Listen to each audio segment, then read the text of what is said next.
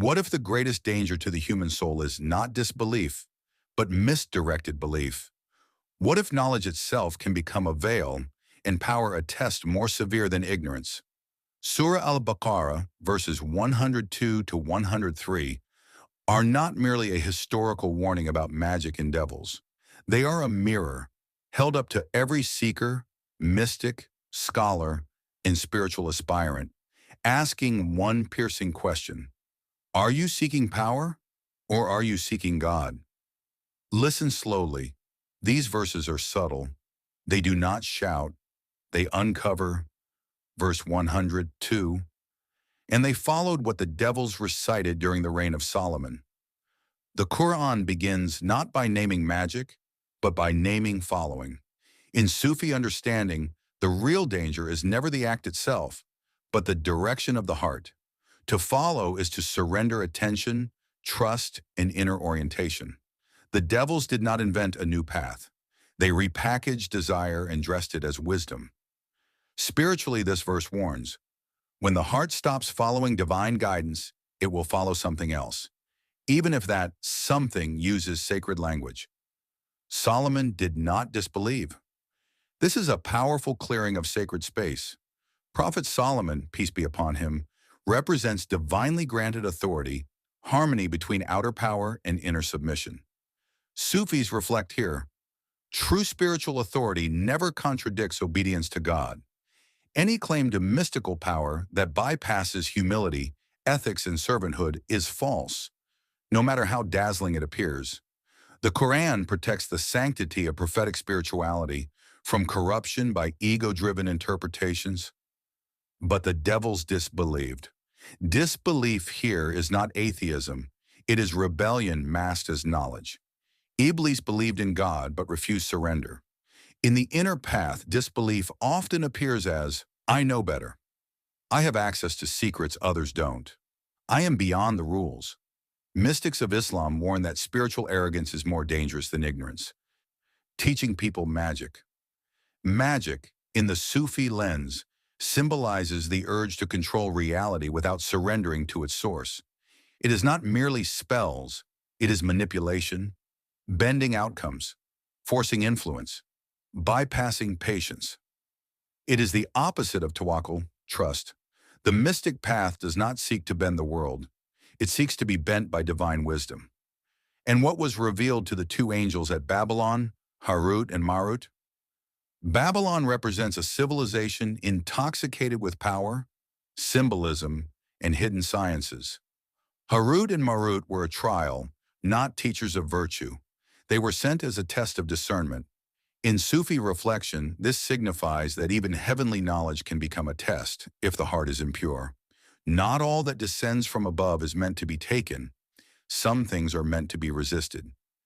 But they would not teach anyone unless they said, we are only a trial, so do not disbelieve. This is one of the most spiritually terrifying statements in the Quran. The warning comes before the act. Sufis emphasize this. God often warns the heart before the fall. The tragedy is not falling, it is ignoring the warning.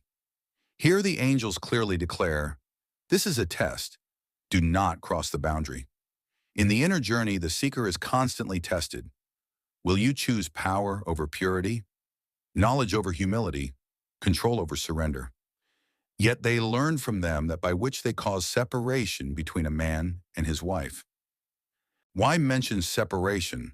Because the essence of dark knowledge is division. Where divine light unites, ego divides.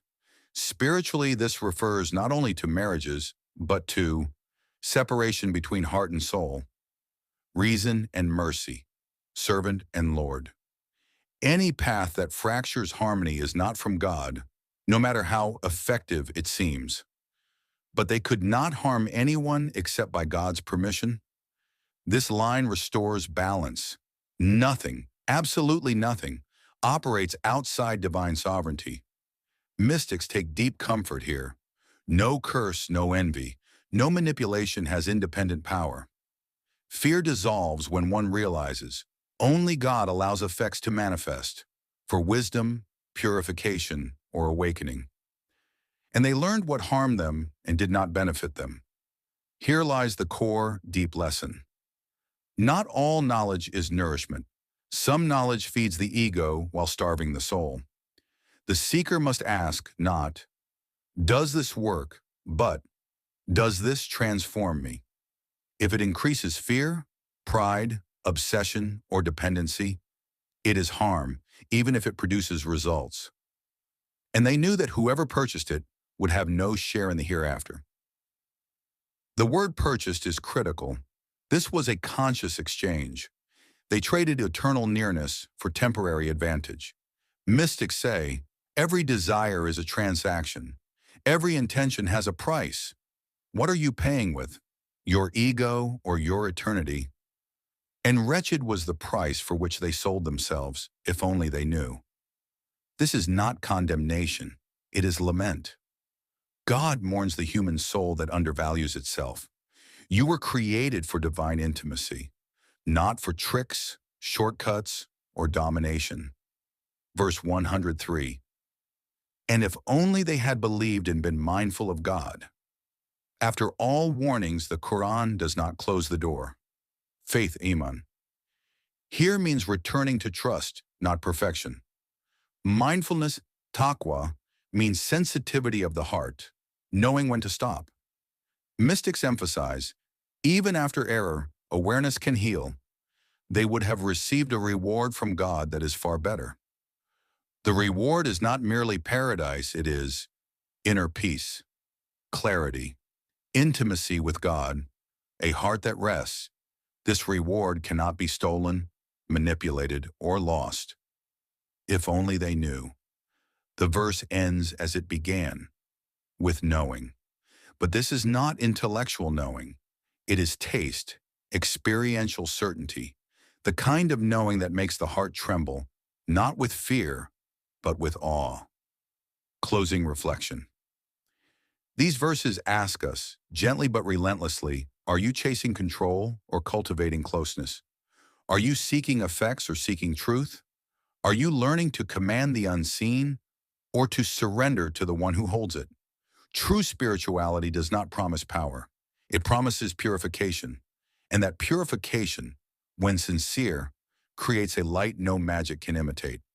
If this reflection stirred something within you, not just in your mind, but in your chest, your breath, your stillness, then stay connected. Subscribe to this channel for Quranic reflections that protect the heart while awakening the soul. Share this video with someone walking the path of spirituality so they walk it safely, humbly, and illuminated. And before you leave, sit quietly for a moment, place your hand on your heart, and ask, O Allah, grant me knowledge that brings me closer to you, not further from you.